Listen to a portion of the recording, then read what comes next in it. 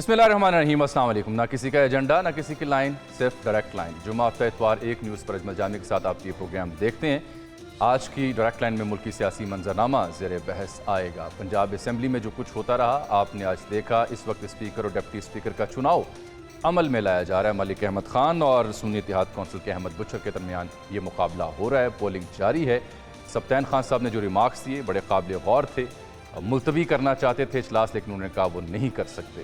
اس بیچ ہم نے دیکھا پنجاب اسمبلی کا اگر ہم ذکر کریں، شور شرابہ، ہنگامہ آرائی، ایک دوسرے کے اوپر نعرے بازی کی گئی آن دی فلور آف دی ہاؤس بھی اور اس کے باہر بھی۔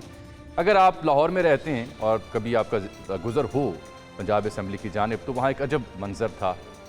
سینکڑوں ہزاروں کی تعداد میں سیکیورٹی فورسز وہاں ڈپلائیڈ تھے اس ہنگامہ خیز اجلاس کو مینیج کرنے کے لیے۔ حافظ فرحت پاکستان تحریک انصاف کے رہنما آج وہ بھی منظر عام پر آئے۔ اطلاع ملی کہ پشاور ہائی کورٹ سے ضمانت لے چکے ہیں، کچھ مقدمات میں مطلوب تھے۔ آتے ہی انہوں نے ملک احمد خان پر جملے کسے، بیلجیم کا حوالہ دیا اور نہ جانے کیا کیا وہ حوالے وہاں دیتے رہے، جس پر سبطین خان صاحب کو بھی ایکشن میں آنا پڑا۔ اب اسپیکر اور ڈپٹی اسپیکر کے چناؤ کے بعد آبویسلی وزیر اعلیٰ کا انتخاب ہے۔ مریم نواز شریف صاحبہ نون لیگ کی امیدوار ہیں، تو پنجاب میں کیا منظر ہوگا یہ دیکھیں گے کہ کیا روڈ میپ اور پالیسی وہ دیتی ہیں۔ یہی صورتحال باقی صوبوں میں ہے، لیکن ڈائریکٹ لائن میں ہم نے کوشش کی کہ ہمیشہ سیاسی موضوع پہ، تبصرے پہ، تجزیے پہ بات کرنے سے پہلے ڈائریکٹ ایک دو خبریں بھی آپ تک پہنچائیں۔ میں نے ذکر کیا تھا اپنی ٹرانسمیشن میں پروگرام میں کہ بلوچستان کا جہاں تک ہم ذکر کرتے ہیں تو وہاں سرفراز بگٹی ایک کینڈیڈیٹ ہیں سی ایم کے لیے، لیکن کل رات مجھے معلوم ہوا کہ ظہور بلیدہ سے ان کا تعلق ہے، بڑے سرگرم رہنما ہیں، نیچے سے اوپر آئے ہیں، پاکستان پیپلز پارٹی میں اس وقت شامل ہیں، کبھی باپ میں ہوا کرتے تھے۔ ان کا نام بھی سنجیدگی سے سوچا جا رہا ہے۔ اور اگر ہم مرکز کی بات کریں تو جہاں پاکستان پیپلز پارٹی اور نون لیگ کے بیچ کئی ایک ایڈجسٹمنٹس ہو چکی ہیں آئینی عہدوں کے لیے بشمول صدر مملکت کے لیے، وہاں اسپیکر کے عہدے پر بھی معاملہ ہو چکا۔ چیئرمین سینٹ کے اوپر انوار الحق کاکڑ صاحب کا نام زیر غور ہے اور یہ بڑے دلچسپ موو ہوگی، کیسے وہ آتے ہیں، کب آتے ہیں، نگران سیٹ اپ سے نکل کے فوراً ایک جمہوری حکومت کا حصہ کیسے بنیں گے، دلچسپ ہوگا۔ یہ تھی آج کی دوسری خبر۔ اب آ جاتے ہیں جناب موجودہ منظرنامے کے اوپر۔ اکثریت کس جماعت کے پاس آئی، اتحاد کن جماعتوں نے کیا، یہ سسٹم کیسے چلے گا، جبکہ دھاندلی کا شور ہے۔ آئی ایم ایف کو خط لکھنے کی بات کر رہی ہے پاکستان تحریک انصاف، اس کے بیچ میں بھی سپلٹ ہے، کچھ لوگ سمجھتے ہیں کہ خط نہ لکھا جائے۔ شیر افضل مروت کی سٹیٹمنٹس کے اوپر پارٹی انہیں نوٹس جاری کر رہی ہے عمر یوسف کے دستخطوں سے۔ بیرسٹر علی ظفر جو ہیں وہ پارٹی کی ذمہ داری لینے سے انکاری سے دکھائی دیتے ہیں۔ بیرسٹر گوہر کہاں ہیں، وہ کہاں کھڑے ہیں، اور کیا واقعی خط لکھنا چاہیے آئی ایم ایف کو یا نہیں لکھنا چاہیے، اس سے پاکستان کو نقصان کیا ہوگا، یہ وہ موضوعات۔ اور پھر آگے اتنا بھاری بھرکم مینڈیٹ لے کے یہ جو آزاد امیدوار ہیں کیسے چلیں گے، اور نون لیگ اور اتحادی سرکار ان سے کیسے ڈیل کرے گی۔ کیا مجھے اور آپ کو، ایک غریب کو، ایک عام شہری کو سکھ کا سانس ملے گا سیاسی استحکام کی صورت میں یا نہیں۔ ہمیں آج پروگرام میں جوائن کیا ہے پاکستان مسلم لیگ نون کے سینئر رہنما جناب میاں جاوید لطیف صاحب نے۔ بڑے سرگرم رہنما ہیں، اس دور میں بھی یہ اپنے دل کی آواز بیان کرتے تھے ببنگ دوہل، جب نون لیگ کے رہنما ملا بھی نہیں کرتے تھے، تحریک انصاف کا جب دور تھا، اور بعد میں بھی یہ اپنی مرکزی قائدین کے ساتھ جڑے رہے، گلے شکوے بھی کیے، کھل کر بات کی، انتخابی عمل کے اوپر بھی سوال اٹھائے۔ ناظرین کی یاد دہانی کے لیے میں عرض کر دوں کہ ان کے بعد ہمیں پروگرام میں آج بڑے طویل عرصے بعد کسی بھی ٹی وی اسکرین پر آپ دیکھ سکیں گے محترمہ زرتاج گل وزیر صاحبہ کو، پاکستان تحریک انصاف کی صف اول کی رہنما، جیتی ہیں اپنے انتخاب۔ ایک طویل عرصے بعد آج ٹی وی اسکرین پر وہ جلوہ گر ہوں گی، ان سے بھی ہم بات کریں گے۔ میاں صاحب بہت شکریہ جناب، آپ نے پروگرام ڈائریکٹ لائن کے لیے وقت نکالا۔ آپ سے بڑی لمبی اور بڑی طویل گفتگو ادھار تھی، سوچا آج کا دن اس کے لیے وقف کیا جائے۔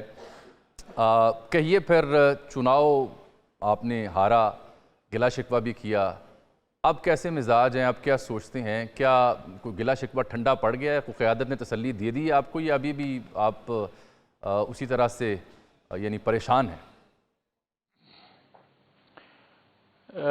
شکریہ جامی صاحب، نہ میں پہلے پریشان تھا نہ اب ہوں، نہ مجھے گلہ شکوہ قیادت سے پہلے تھا، نہ کسی نے تسلی کرائی، نہ مجھے ضرورت تھی۔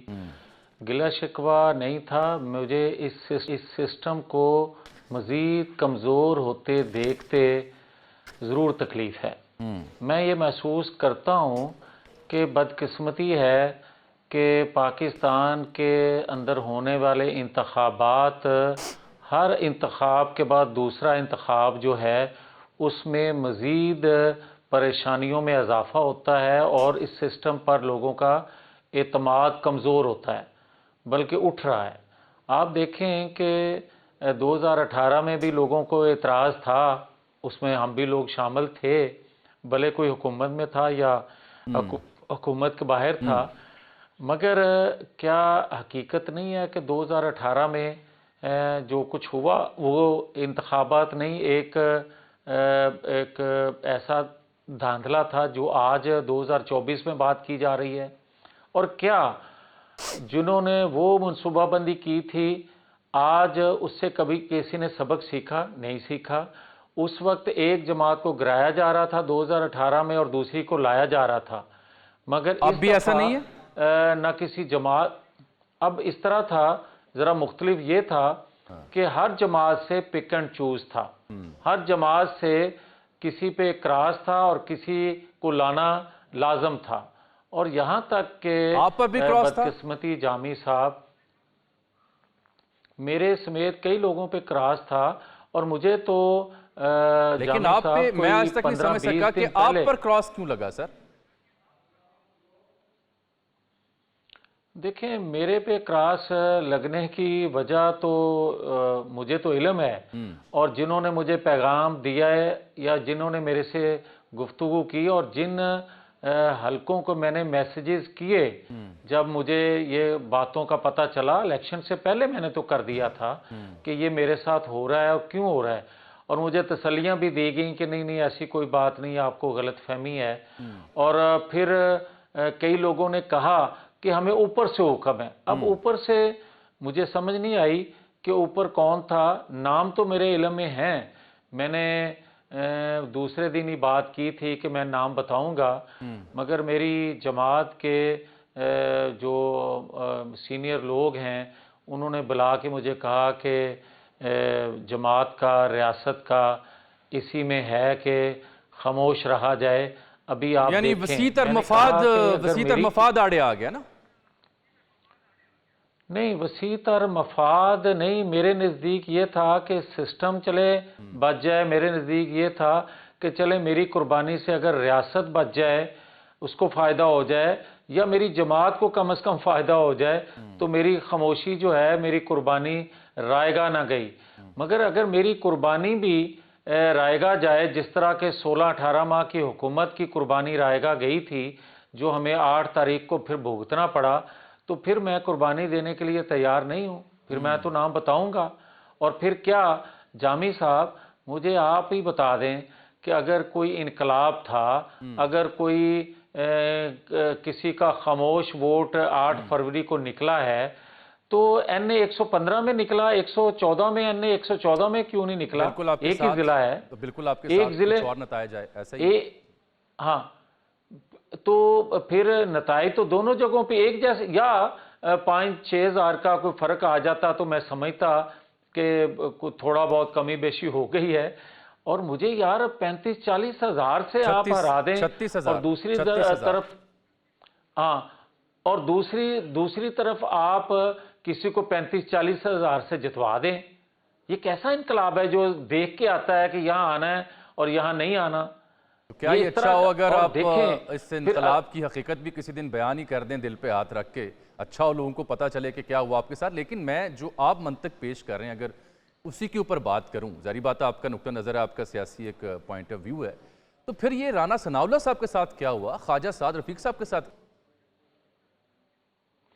دیکھیں میں تو اپنے ضلع کا انقلاب دیکھ رہا ہوں، اس کی بات کر رہا ہوں۔ ابھی جو دوسری جگہوں پہ انقلاب آئے ہیں یہ تو وہ بتا سکتے ہیں۔ آپ جامی صاحب یقین جانیں، اچھا بات آپ کی کچھ اور تھی، میں اپنی جانب لے آیا، صرف ایک جملے میں ختم کرتا ہوں اپنی، کیونکہ میں نہ کوئی رونے والا ہوں، اور میں سینہ تان کے یہ بات کر رہا ہوں کہ میں نے جو کچھ کہا تھا مجھے اس پر فخر ہے، اور جو یہ سمجھتے ہیں کہ نواز شریف کا نظریہ، اور جو یہ سمجھتے ہیں کہ نواز شریف کا نظریہ دفن کر دیا کسی نے 8 فروری کو، نہ نظریہ دفن اس طرح کیا جا سکتا اور نہ کرنے دیں گے۔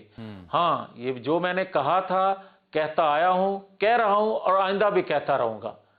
یہ نہیں ہو سکتا کہ میرے کو نتائج بدلنے سے ایک نقطہ بالکل قائم ہوں۔ ایک اس میں نقطہ اور دیکھیے نا، کہ خواجہ صاحب کو کھوسا صاحب سے شکست ہوتی ہے، خواجہ صاحب رفیق کا میں ذکر کر رہا ہوں، وہ بغیر کچھ کہے فوراً اس تسلیم بھی کرتے ہیں، امیدوار کو مبارکباد بھی دیتے ہیں. وہاں ان کی ایک پارٹی ورکرز کی گیدرنگ میں ہنگامہ آرائی ہوتی ہے، وہ کارکنوں کہتے ہیں مشتعل نہ ہو، ہم نے ان کا جواب ایسے نہیں دینا. رانا ثناءاللہ صاحب سے میری بات ہوئی، انہوں نے کہا جی میں ان نتائج کو مانتا ہوں، مجھے ووٹ نہیں ملا، میں کوئی عہدہ نہیں لوں گا سرکار میں کیونکہ میں منتخب نہیں ہو سکا. لیکن اس کے برعکس آپ کا موقف کچھ اور ہے، یہ مجھے سمجھ نہیں آ پا رہی کہ آپ اس میں کوئی فرق کیسے نکل سکتا ہے. نہیں جامی صاحب، بات یہ ہے کہ میں تو اگر 8 فروری کے بعد بات کروں گا تو میری بات کو ویٹیج نہ دیں. اگر میں 15-20 دن پہلے سے کہہ رہا ہوں الیکشن سے، میں میسیجز کر رہا ہوں ذمہ داران لوگوں کو اور طاقتور حلقوں کو، پالیسی سازوں کو، کہ میرے ساتھ یہ ہو رہا ہے اور فلاں فلاں کر رہا ہے اور نام لے رہا ہے فلاں فلاں کا، اور پھر وہ یہ کہہ رہے ہیں کہ جناب اوپر سے حکم ہے. تو بھائی میرے، مجھے یہ بتائیں کہ الیکشن والے دن جو کچھ میرے ساتھ کیا گیا، میرے پولنگ ایجنٹ نہیں کھڑے ہونے دیے گئے جامی صاحب. یہاں تک کہ میں ایک پولنگ اسٹیشن رام گڑھا کے پولنگ اسٹیشن پہ 4تھے نمبر پہ جو ووٹ کاسٹ کرنے گیا، لائن میں کھڑا تھا، وہ کہتا ہے کہ جب میں نے ووٹ کاسٹ، وہ بندہ میں پیش بھی کروں گا جب کوئی وقت آیا. منظر عام پر لائن ہے جی اسے، جو آپ کا پولنگ ایجنٹ تھا اور پولنگ ایجنٹ نہیں بن سکا، وہ بتائے وہ پولنگ ایجنٹ کیوں نہیں بن سکا؟ نہیں، پولنگ ایجنٹ تو 350 پولنگ اسٹیشنوں پہ نہیں کھڑے کرنے دیے گئے. یہ ایک پولنگ اسٹیشن کی بات کر رہا ہوں، رام گڑھا، جو ایک ووٹر ووٹ کاسٹ کرنے گیا ہے. وہ کہہ رہا ہے کہ میں 4تھے نمبر پہ تھا لائن میں، جب میں نے بیلٹ بکس میں ووٹ ڈالنا چاہا تو بیلٹ بکس اندر سے بھرا ہوا تھا، پہلے سے بھرا ہوا تھا، تھونس کے پہلے سے بھرا ہوا تھا، اور 4تھے نمبر پہ وہ ووٹ کاسٹ کر رہا ہے. مجھے یہ بتائیں، یہ تو بہت بڑا ثبوت ہے میاں صاحب. اس سے بڑا ثبوت کیا ہو سکتا ہے؟ ہم تو تمام ان رہنماؤں سے، جماعتوں سے کہہ کے تھک گئے ہیں کہ حضور جو دھاندلی کی آپ بات کر رہے ہیں، فارم 45 کی بات کر رہے ہیں، کوئی ایویڈنس لے کے ہیں. یہ جو آپ جملہ اور واقعہ سنا رہے ہیں کہ 4تھے نمبر پہ ایک ووٹر ہے اور وہ کہہ رہے ہیں کہ پہلے سے جی اس کے علاوہ بھی بتاتا ہوں. میں یہ کہتا ہوں کہ جو میں نے دیکھا اور جو لوگوں نے بتایا، آپ دیکھیں کہ جب رکھوالہ چور کے ساتھ مل جائے تو اس کے بعد آپ چور سے کیا شکایت کریں گے بھائی؟ کیا آپ کی قیادت اس سب سے آگاہ نہیں تھی؟ آپ تو نواز شریف صاحب کے ساتھ آپ نے وفاداری نبھائی ہے اس دور میں جب نواز شریف صاحب کے حق میں بات کرنے والا کوئی نہیں ہوتا تھا. آپ کو یاد ہے میں کن دنوں کی بات کر رہا ہوں؟ آپ نے تو وفاداری نبھائی اپنی قیادت کے ساتھ. تو قیادت کیا آگاہ نہیں تھی سب سے؟ اتنی اہم باتیں آپ بتا رہے ہیں آج. دیکھیں جامی صاحب، 2 باتیں اور کہہ کے میں اس پہ آتا ہوں. جب آپ یہ دیکھیں کہ پریزائڈنگ افیسر آخری رات تک بدلتے رہیں، کبھی آپ نے سنا ہے؟ اور ہم شکایت کرتے رہے کہ یہ لوگ جو ہیں یہ تو ان کے چیف سپورٹر ہیں اور آپ انہی کو ہلکے میں لگا رہے ہو، کسی اور ہلکے میں لگا دیں، یہاں تو کم از کم نہ لگائیں. لیکن لگایا گیا، جہاں خواہش کی گئی وہاں لگایا گیا، اور پریزائڈنگ افیسروں کے باقاعدہ انٹرویوز کیے گئے کہ یہ آپ نے کرنا ہے، اور وہ کروایا گیا. پھر آپ دیکھیں کہ ابھی میرے پاس فارم 45 نہیں آیا تھا تو میرا رزلٹ جو ہے فارم 45 کے مطابق مکمل ہو کے 9 بجے سنا دیا گیا کہ تمام پولنگ اسٹیشن سے فارم 45 آ گیا. 47 9:15 بجے اناؤنس کر دیا گیا کہ یہ فلاں بندہ جیت گیا اتنے ووٹوں سے. مجھے یار کوئی بتا دیں اتنی جلدی کیا تھی؟ ہرا دیتے، مگر اتنی جلدی کم از کم فارم 45 بھی اکٹھے کر لیتے. پھر میرا سوال تو وہیں رہ گیا میاں صاحب. اب آپ جو بات آپ نے کی نواز شریف صاحب کے حوالے سے، میں پہلے بھی نواز شریف کے ساتھ کھڑا ہوں، اب ذرا اور ڈٹ کے کھڑا ہوں، کیونکہ میں محسوس کر رہا ہوں کہ نواز شریف سے دھوکہ ہوا. یہ یقین کا دھوکہ ہوا اور فراڈ کیا گیا. کس نے کیا؟ ان کے اپنوں نے یا کسی اور نے؟ نواز شریف دشمنی میں، میری بات سنیں، بات پہلے سن لیں جامی صاحب. بسم اللہ. نواز شریف سے دھوکہ جو ہے صرف اس کی ذات سے یا جماعت سے نہیں ہوا، کرنے والوں نے ریاست سے کیا، کرنے والوں نے ریاست کو نقصان پہنچایا، کرنے والوں نے سسٹم کو کمزور کیا، کرنے والوں نے عوام کی امنگوں پہ پانی پھیر دیا. بھائی بات یہ ہے کہ نواز شریف میرے حلقے میں ووٹ پڑتا ہے نواز شریف کے نام پہ، مجھے جتنا ووٹ ملتا ہے نواز شریف کی نام پہ مجھے مل رہا ہے، اور نواز شریف کو آپ ہروا رہے ہیں اور نواز شریف کی جیت کو بھی آپ مشکوک کر رہے ہیں، پھر میں کیا سمجھوں کہ نواز شریف ہروایا جا رہا ہے یا جوید لطیف جتوایا جا رہا ہے؟ آپ یہ دیکھ لیں۔ مجھے اور یہ پھر سمجھ نہیں آ رہی کہ جو پھر کچھ یہ کیا گیا دھوکہ ہے، کس نے کیا، ان کے اپنوں نے یا کسی اور نے؟ دیکھیں میں سمجھتا ہوں اور وقت آنے پہ یہ چیزیں ثابت بھی ہوں گی، اور جو چیزیں میرے پاس ہیں میں بھی وقت آنے پہ ان چیزوں کو ضرور پبلک کروں گا، ناموں کو بھی ضرور لوں گا جنہوں نے یہ سارا کھیل کھیلا محض اس لیے کہ نواز شریف کو سادہ اکثریت اگر مل جائے گی تو نواز شریف پرائم منسٹر ہوں گے۔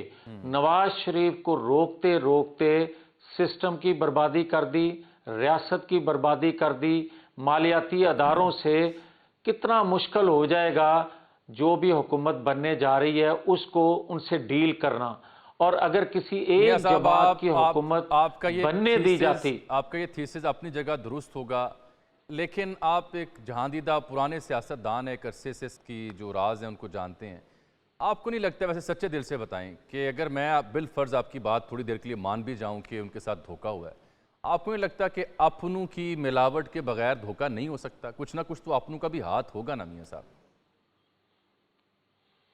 دیکھیں میری پالیسیاں یا میری سوچ سے دھوکے میں مدد دی جا سکتی ہے یا مل سکتی ہے، مگر میں یہ سمجھتا ہوں کہ نواز شریف کے راستے کی جو رکاوٹیں سال ہا سال سے تھیں وہ دور نہیں ہو سکیں۔ وہ سہولت کاری جو 9-10 مئی کو بھی تھی یا 2017 کو بھی تھی وہ ختم نہیں ہوئی، وہ کمزور ضرور ہوئی ہے مگر وہ سہولت کاری موجود ہے۔ اس کا آپ ثبوت یہ دیکھ لیں کہ کچھ دانشور آج سے کہنا شروع ہو گئے ہیں کہ جناب مٹی پاؤ، آگے چلو، جو کچھ 9-10 مئی کو ہو گیا ہے اب بنی گالا شفٹ کر دیں، اب جناب اس کو چھوڑ دیا آپ ایک جائے۔ کالم کا شاید پھر حوالہ مجھے دے یہ رہے ہیں، ایک معروف بتائیں، تجزیہ نگار کا کالم ہے، بالکل میں پہنچ گیا۔ ہاں، اور پھر یہ کہا جائے کہ جناب عوام نے اس کی تائید نہیں کی جو الزام ان پہ تھا، پھر آپ یہ کہیں کہ اگر کچے کا ڈاکو جو ہے وہ سب کچھ لوٹ لے مگر عوام کی طرف سے اس کے خلاف آواز نہ اٹھائی جائے تو پھر آپ کچے کے ڈاکو کو بری کر دیں گے، اس کو اسی طرح کا کھیل کھیلنے کا دوبارہ موقع دیں گے؟ یہ کیسا انالیسس ہے، یہ کیسا میاں صاحب تجزیہ ظاہری ہے، بات ہے، یہ کیسی تجزیہ کاروں کی خواہش تو ہے؟ اپنی رائے ہے، آپ کی اپنی رائے ہے، آپ کر رکھا ہے، میں موضوع آگے بڑھاتا ہوں کیونکہ بڑی سنجیدہ باتیں ہیں، آپ کے اینڈ پہ بڑی تلخ ہوں گی۔ آپ لکھتے ہیں خدا کرے مسلم لیگ نون یہ فیصلہ کر لے کہ جس کو مرکز میں اکثریت دلائی گئی اسی جماعت کو حکومت بنانے کا موقع دیا جائے، اس سے ملک میں انتشار پیدا کرنے کی منصوبہ بندی ناکام ہو سکتی ہے۔ جس دن یہ فیصلہ کر لیا گیا اس کے اگلے دن بتاؤں گا دھاندلی کس کے لیے کی گئی اور 8 فروری کا ماسٹر مائنڈ کون تھا۔ 16 تاریخ کو اسی مہینے آپ کا یہ 9:35 پہ ٹویٹ تھا، کم از کم کوئی 8-9 لاکھ لوگوں نے اس کو ٹویٹ کو دیکھا ہے ٹویٹر پہ، ایکس جسے ہم کہتے ہیں۔ آپ نہیں سمجھتے کہ اس بیان کے بعد کہ نون لیگ کو حکومت نہیں لینی چاہیے تھی اور پھر کیوں لی گئی، جبکہ آپ کی رائے بھی یہی ہے؟ دیکھیں جماعت کے اندر جامی صاحب اکثریت کی رائے یہی ہے جو میں نے کہا ہے، اور جو ہمارے پرائم منسٹر بننے جا رہے ہیں وہ ان کی بھی رائے ذاتی یہی ہے، شہباز شریف صاحب کی، اور میں ذمہ داری سے یہ بات کہہ رہا ہوں۔ یہ آپ بالکل میں ذمہ بہت داری سے بڑی یہ بات خبر کہہ رہا آپ دے رہے ہیں کہ شہباز شریف صاحب کی بھی ذاتی رائے یہی ہے کہ حکومت نہ لی جائے۔ نہ لی جائے، اور جامی صاحب بدقسمتی یہ دیکھیں کہ مجبوریاں ریاست کے حوالے سے، مجبوریاں سسٹم کو بچانے کے حوالے سے، مجبوریاں مالیاتی اداروں کے ساتھ جو آپ نے ڈیل کرنا ہے، ہاں یہ جذبہ کہ ملک کے لیے قربانی دیں، ریاست کے لیے اپنے آپ کو غیر مقبول کر لیں، یہ اچھے نعرے ہیں، اچھی سوچ بھی ہے، مگر کیا 16 ماہ کی جو حکومت آپ نے ڈیفالٹ ہونے سے بچانے کے لیے ہم کہتے رہے اس کا نتیجہ کیا نکلا؟ کیا یہ حقیقت نہیں ہے کہ ہم نے جو اپنا موقف ہم جو رکھتے تھے وہ موقف پلیٹ میں رکھ کے کسی اور کو دے دیا گیا اور اس کا نتیجہ پھر ہم نے 8 فروری کو بھگتا۔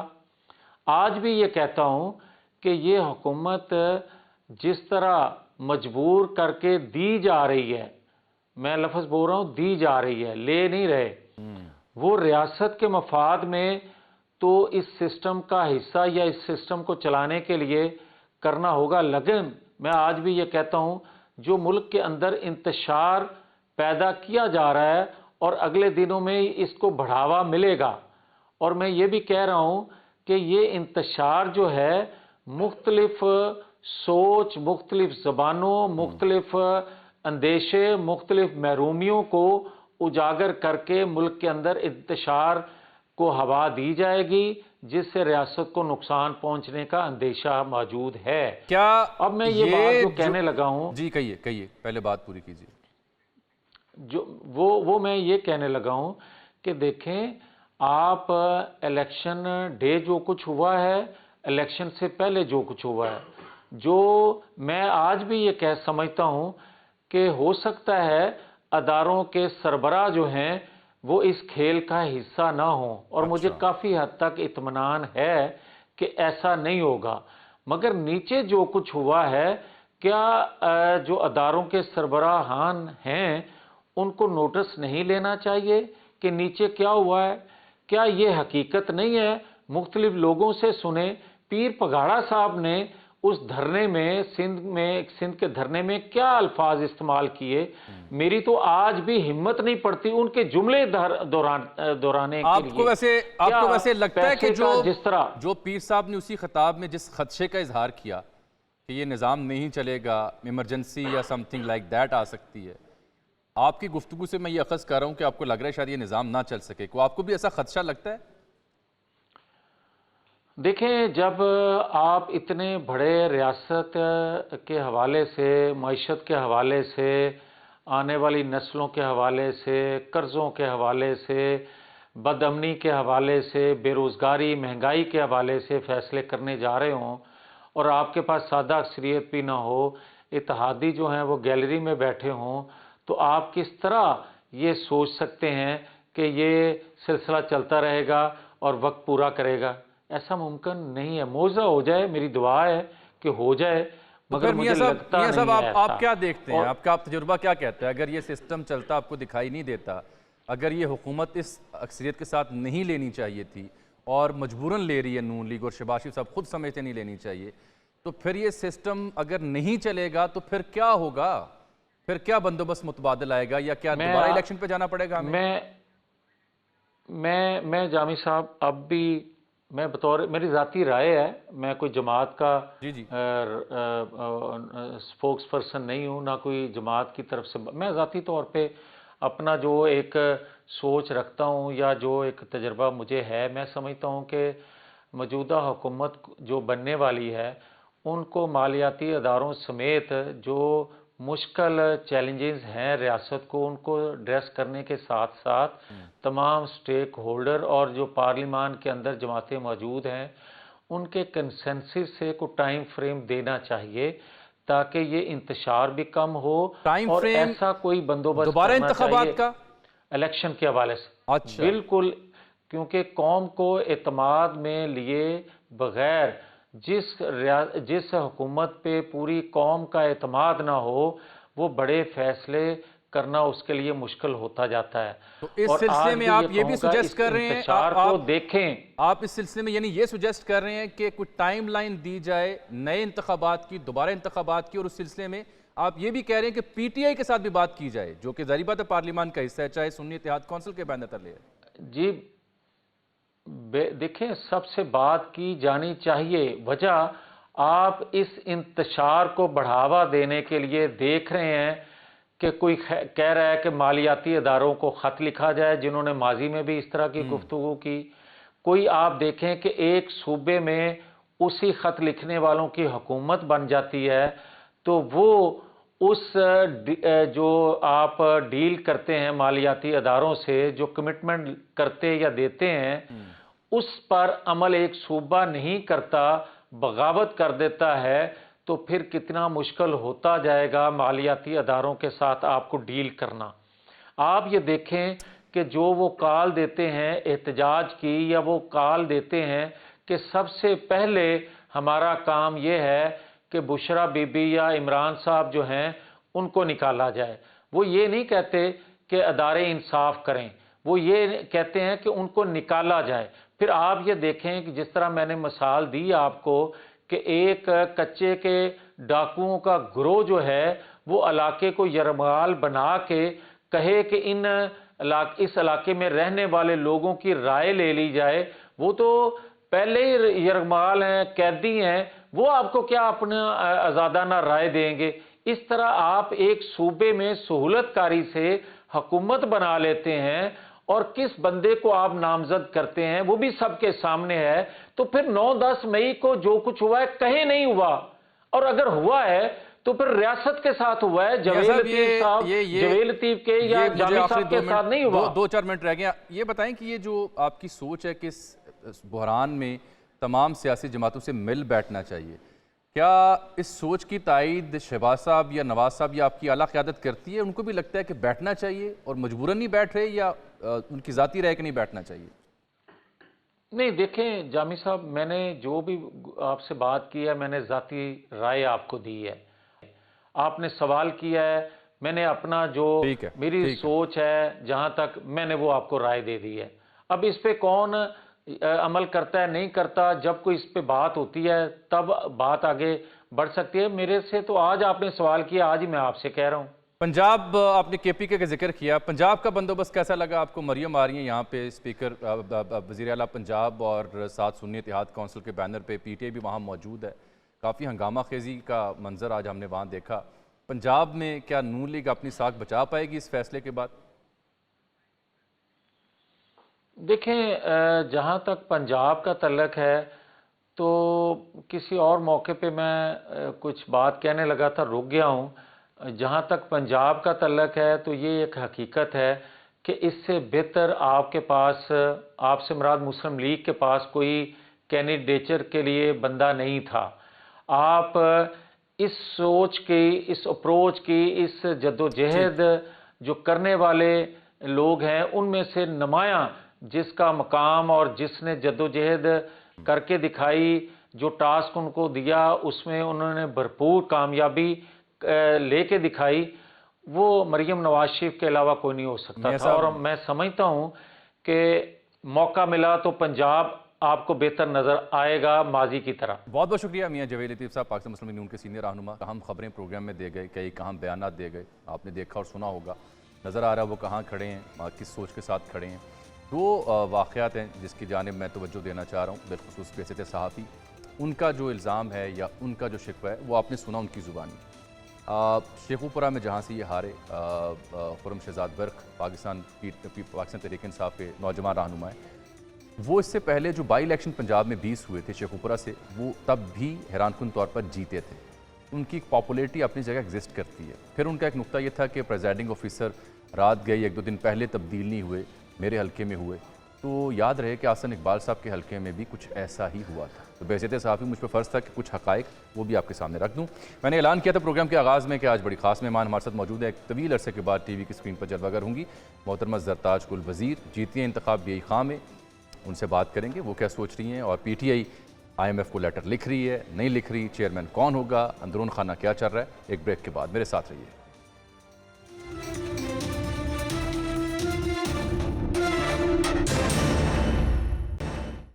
ڈائریکٹ لائن میں ایک بار پھر سے آپ کو خوش آمدید کہتے ہیں۔ محترمہ زرتاج گل وزیر ایک طویل عرصے کے بعد کسی ٹی وی شو میں آج پہلی دفعہ حاضر ہو رہی ہیں۔ بہت شکریہ محترمہ زرتاج گل وزیر صاحب، آپ ڈائریکٹ لائن میں ہمارے مہمان کے طور پر آئیں، اس کے لیے ہم آپ کے شکر گزار بھی ہیں۔ آپ الیکشن بھی جیتی ہیں، اس میں مبارکباد بھی قبول کیجئے۔ اس سے پہلے کہ پاکستان تحریک انصاف آپ کے انتخاب اور آپ کے ارادے جو ہیں اس پر میں تفصیل سے آپ کو بات کروں، ناظرین کی اطلاع کے لیے کہ آج لاہور ہائی کورٹ بار ایسوسی ایشن کے انتخابات تھے۔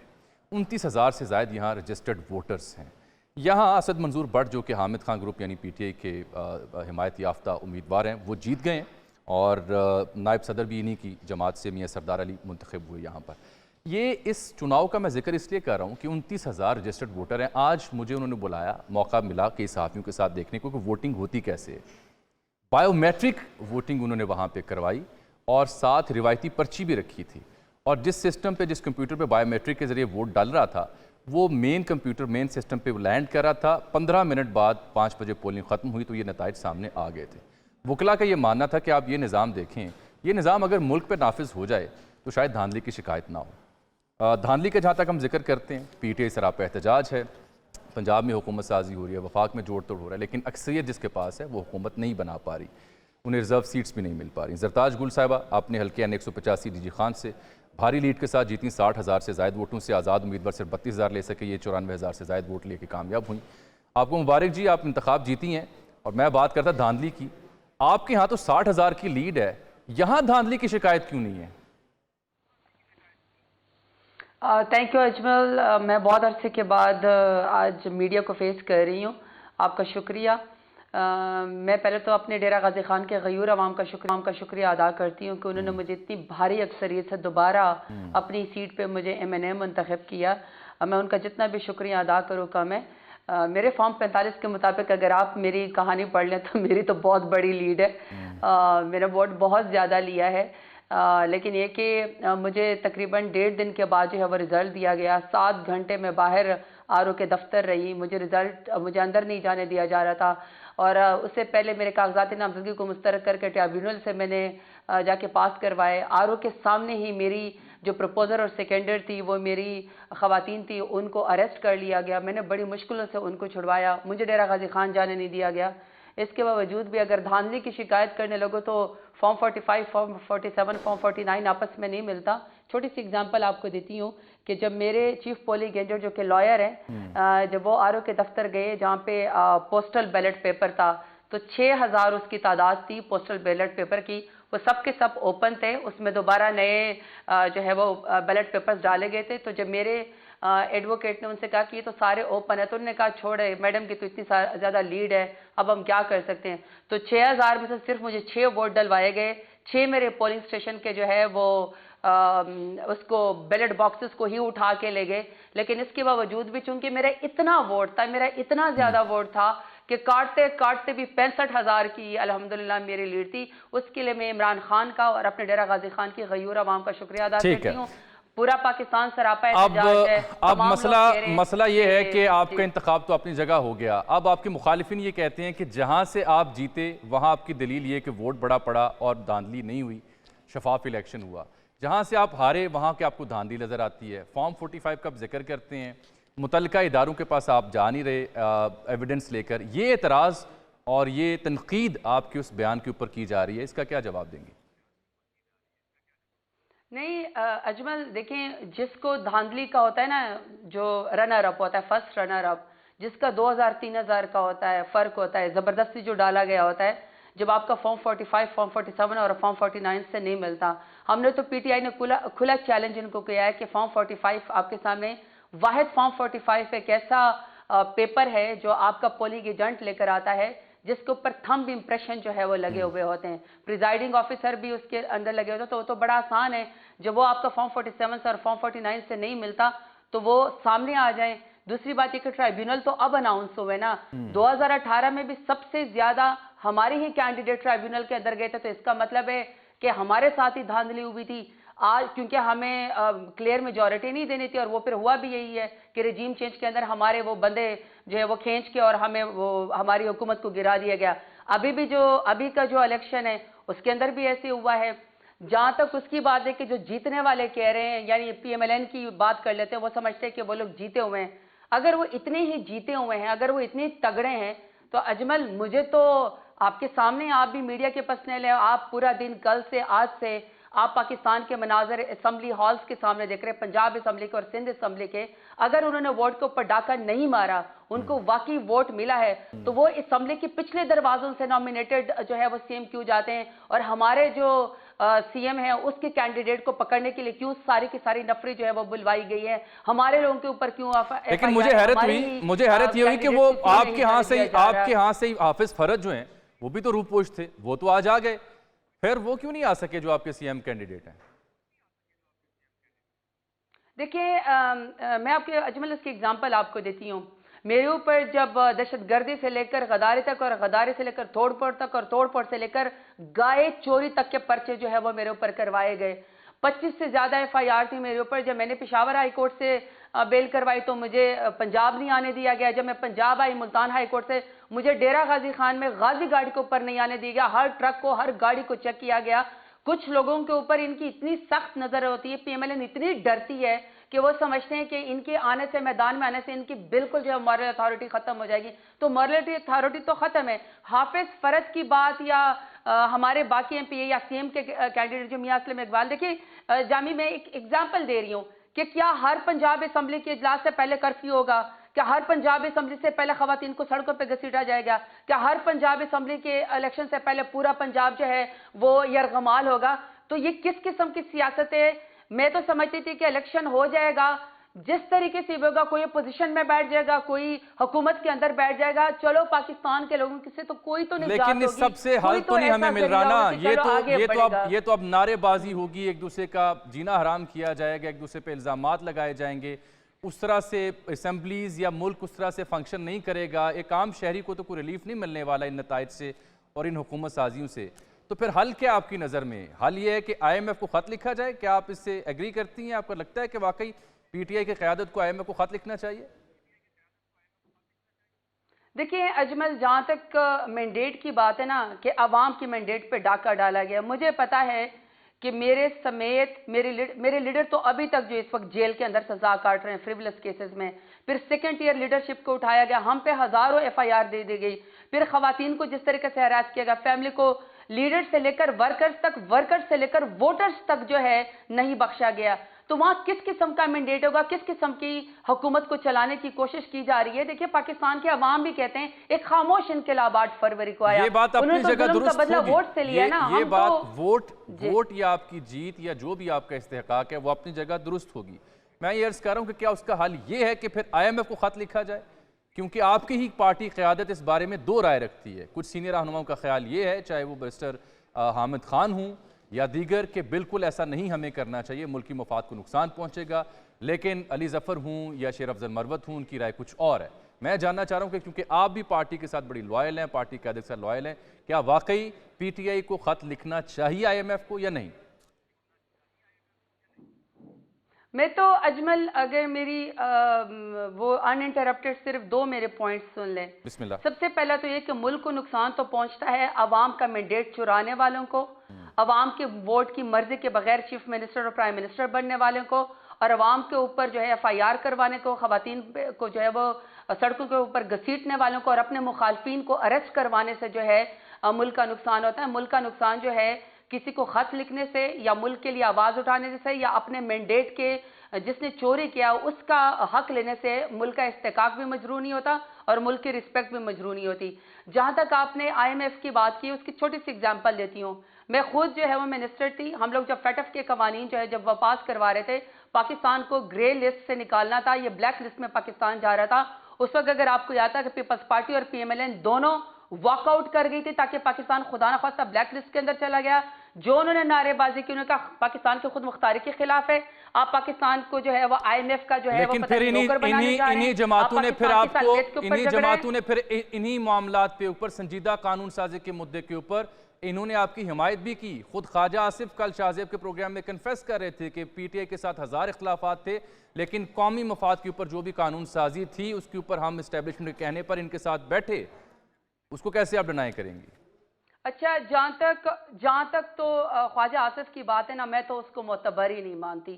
وہ تو ریحانہ ڈار صاحبہ سے جو ہے اس سے ہار چکے ہیں, وہ ہار چکے ہیں, وہ ریحانہ ڈار صاحبہ سے ہار چکے ہیں, اور ایک وہ والدہ کی عمر کی خاتون ہے. جس طرح خواجہ آصف کے کہنے پہ اس خاتون کا عزت کو مجروح کیا گیا, ان کے گریبان میں ہاتھ ڈالا گیا, پوری ڈار فیملی کو سڑک کے اوپر بیٹھنے پر مجبور کیا گیا, ابھی تک بھی جو ہے وہ عمر ڈار پولیس کی کسٹڈی میں. مجھے سمجھ نہیں آتے کہ خواجہ آصف جیسے لوگوں کو, جن کو عوام نے مینڈیٹ نہیں دیا, عوام میں ان کی پاپولیرٹی ختم ہو چکی ہے. یہ آپ کا اپنا پوائنٹ آف ویو ہے, لیکن دیکھیے جہاں ملکی مفاد آتا ہے تو بار بار یہ مثالیں اب میڈیا میں عام ہیں. آپ کا جو دھاندلی کا الزام ہے آپ بالکل اسے فورمز پہ لے کے جائیں, ثابت کریں دھاندلی ہوئی, اس کے لیے لڑیں. پارلیمان میں اب آپ کی موجودگی ہے, عدالتوں کا رخ کریں, ٹریبونلز کا رخ کریں. جو جمہوری ممالک میں ہوتا ہے کئی ایک قدغنیں بھی ہوتی ہیں، اس کے باوجود یہی طریقہ کار اختیار کیا جاتا ہے۔ اس کے پیرل اگر ہم دیکھیں، میں ذکر کرتا کہ کئی تجزیوں میں یہ بات سامنے آ چکی ہے، آئی ایم ایف کو جو خط لکھنے کا معاملہ ہے اس پہ حامد خان صاحب سے آج ہماری بات ہوئی۔ ایک دو جو سینئر صحافی تھے وہ ہمارے ساتھ موجود تھے لاہور ہائی کورٹ میں جب بار کا انتخاب ہو رہا تھا، وہ آئی ایم ایف کو خط لکھنے کے معاملے پہ واضح لائن رکھتے تھے کہ یہ درست بات نہیں ہے، یہ ہمیں نہیں کرنا چاہیے۔ لیکن شیر افضل مروت ہوں یا دیگر وہ اس معاملے میں ایک اور رائے رکھتے ہیں۔ ابھی تک وہ خط لکھا گیا نہیں لکھا گیا، لیکن اس کا جو ایفیکٹ ہے وہ پوری دنیا میں ہمیں نظر آ رہا ہے۔ مصر میں بھی آمریت ہے، بنگلہ دیش میں بھی کچھ اور صورتحال ہے، اپوزیشن وہاں پہ یہی گلہ کرتی ہے کہ ہم زیر عتاب ہیں، کیونکہ حسینہ واجد مسلسل انتخاب جیت رہی ہیں، ان کی اکانومی بھی اوپر جا رہی ہے۔ ان دونوں ممالک کی جو اپوزیشنز ہیں انہوں نے آئی ایم ایف کو ایسا کوئی خط نہیں لکھا، یہ بھی آن ریکارڈ بات آنی چاہیے۔ زرتاج گل وزیر صاحبہ سے مزید ہم بات کرتے ہیں چھوٹی سی بریک کے بعد۔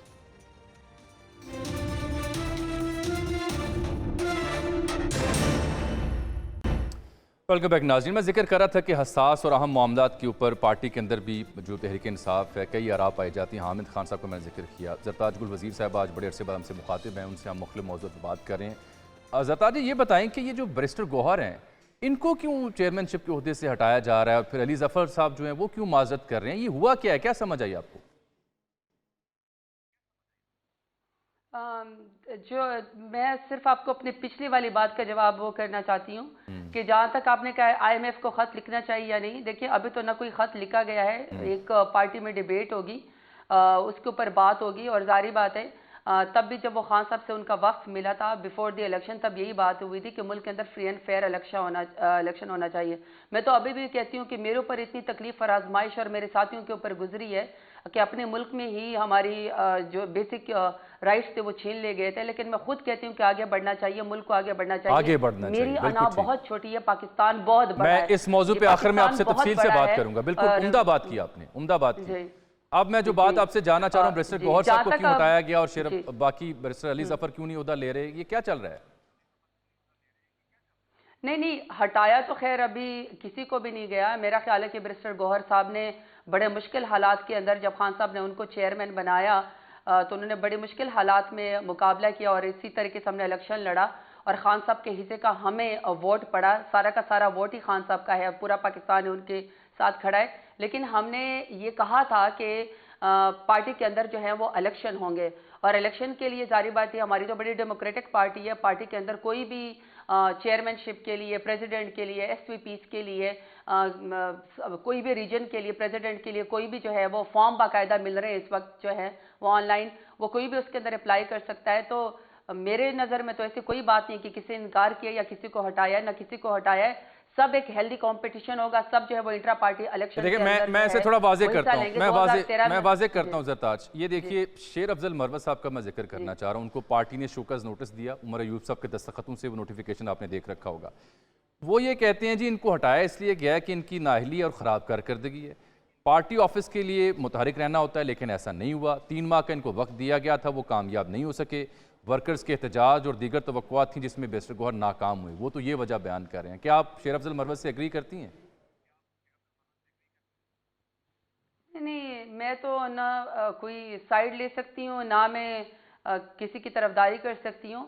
میں تو صرف ایک ہی بات کر سکتی ہوں کہ پاکستان تحریک انصاف ایک واحد جماعت ہے جو گراس روٹ سے لیول سے لے کر ورکر کو پروموٹ کرتی ہے، اور ایک ہی واحد جماعت ہے پاکستان کے اندر جس میں واقعی الیکشن ہوتا ہے، انٹرا پارٹی الیکشن ہوتا ہے، باقی تو ساری پارٹیوں کے اندر جو ہے وہ خاندانے ہیں۔ ٹھیک، میں یہ اس لیے بات اٹھا رہا تھا کہ دیکھیں نا جو پارٹی نے نوٹس دیا ہے اس میں کہا گیا کہ انہوں نے پارٹی چیئرمین کے خلاف بیان دیا ہے، ایسا کرتے ہوئے انہوں نے پارٹی پالیسی کی خلاف ورزی کی ہے، پارٹی کی جانب سے اس بیان کو نظر انداز نہیں کیا جا سکتا، اظہار وجوہ کا نوٹس دیا گیا ہے کہ 2 دن کے اندر وہ غیر مشروط معافی نامہ جمع کروائیں، اور اگر بیان اور جواب تسلی بخش نہ ہوا تو پارٹی پالیسی کے تحت کارروائی کی جائے گی۔ یہ پارٹی یہ سمجھتی ہے شیر افضل مروت صاحب کے اس بیان کے اوپر۔